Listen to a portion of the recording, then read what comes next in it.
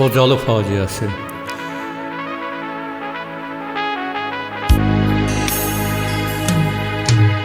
Göstərdi iç üzün silahlı yağı, Allah dağ üstündən çəkdilər dağı.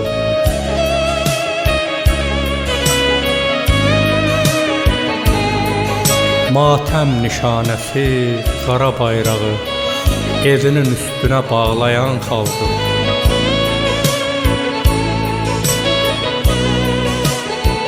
Kimlərdi min illik haqqını danan, kimlərdi min illik haqqını danan, ocağın başında qana susayan, ateşlər içində yurdu odlanan, yiyəsiz yerlərə ağlayan xalqım.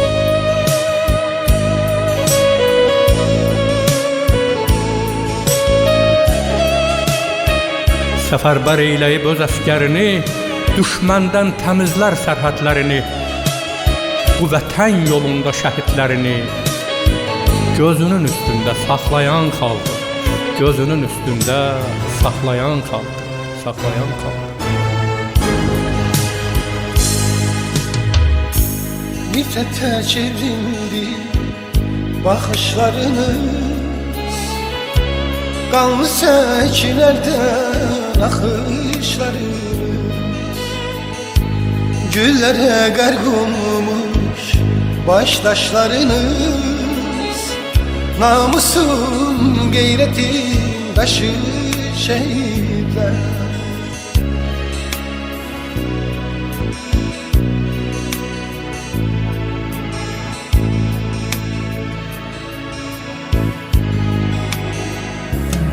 Dünyanı heyrete salan oldunuz, azadlık odunda yanan oldunuz, köçüp yüreklerde kalan oldunuz. Unutmak olar mı sizi şehitler?